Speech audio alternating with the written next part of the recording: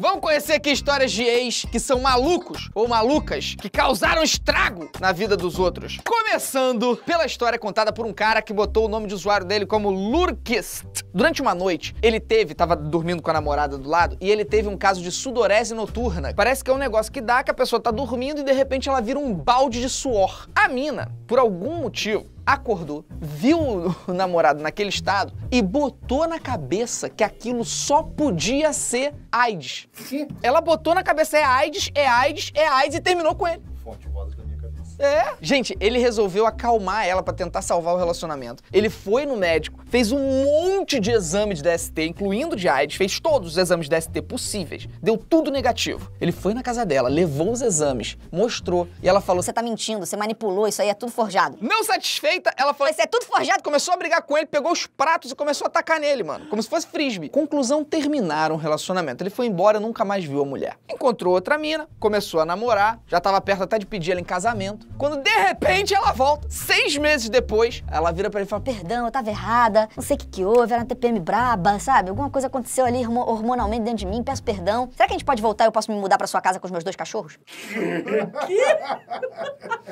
Aí ele respondeu, não respondeu. Nunca mais ele respondeu. Próximo caso é o seguinte: um cara tava namorando uma mulher e por algum motivo, enquanto eles estavam namorando, ela decidiu pegar a foto dele do anuário da escola, da época que ele ia pra escola, cortar o rosto dele, fazer várias impressões daquele rosto dele e montar um mural em cima da cama dela, com várias fotos de homens sarados, mas com a cara trocada pela cara dele.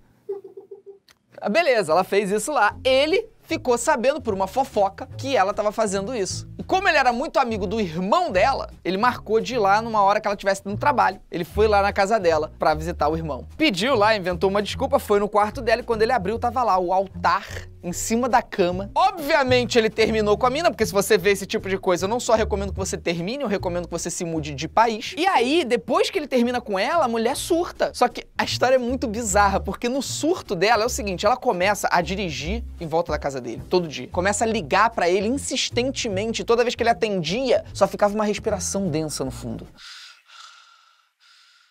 Pra poder conseguir voltar com ele, ela decide tentar dar ciúme nele e começa a ficar com outro cara. Só que aí o que acontece? Ela vai engravida do cara.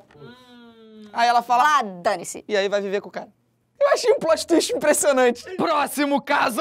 Um cara começou a namorar uma mina na faculdade de artes. Os dois faziam faculdade e ela era, tipo, a melhor pintora, assim, da faculdade. Todo mundo falava que a mulher era muito talentosa. Só que já no primeiro encontro que eles tiveram, o cara já percebeu que a mulher tinha um problema. Por quê? No primeiro encontro, eles já beberam, fumaram até os dois apagarem. E ele percebeu que ela tinha um problema com bebida. Todo dia ela começava a beber no final da tarde e ia bebendo até a hora de dormir. Em determinados momentos, ela começava a ficar violenta. Ela era expulsa toda hora de bar. Uma vez ela caiu na porrada com um morador de rua. Aí, em determinado momento, eles estavam tendo uma discussão dentro do carro, ele dirigindo. Ela abriu a porta e se jogou.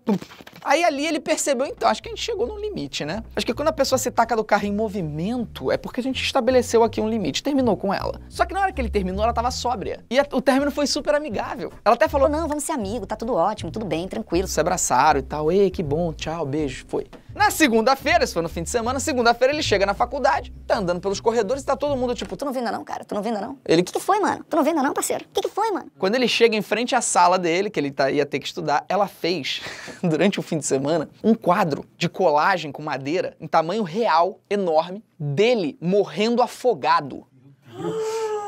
Só que detalhe, ela fez isso porque o cara tinha pânico de água. Fobia real que ele tinha contado pra ela. Tipo, desde os 10 anos de idade ele não conseguia entrar nem em piscina, nem em mar, lagoa, nada, porque ele tinha pânico real. Então a mulher foi lá e pintou um quadro do maluco morrendo afogado. Ele relatou que ele ficou, tipo, 1 mês com problemas depois de ter visto a imagem, porque você tem fobia, mano. Mas não se sabe o que aconteceu, só se sabe que todo mundo na faculdade comentou que a pintura tava muito bem feita, que a mulher era realmente incrível, mano. Então, impressionante. Próximo caso. Gente, esse aqui eu fiquei assustado. Esse eu fiquei real assustado. passado, quando Chris tinha 16 anos, ele conheceu uma mulher de 18 anos e foi sua primeira namorada. Só que ela já tinha um filhinho, um bebê de 9 meses já. Só que o relacionamento não durou muito, ele tinha 16 anos, né, gente? É normal as coisas não durarem muito quando você tem 16 anos. Alguns poucos anos depois, ele se mudou da cidade, nunca mais ele falou com a mulher que foi a primeira namorada dele. Só que quando ele fez 22 anos, ele voltou a morar na cidade. E como ele tava meio quebrado, ele ficava morando no sofá dos amigos. E ela acolheu ele, mesmo já estando casada com outro cara. Ele ficou dormindo no sofá dela. Não aconteceu nada, ela já tinha 2 filhos já tava casada. Ela até tentou seduzir ele, só que ele falou que, ó, pra eu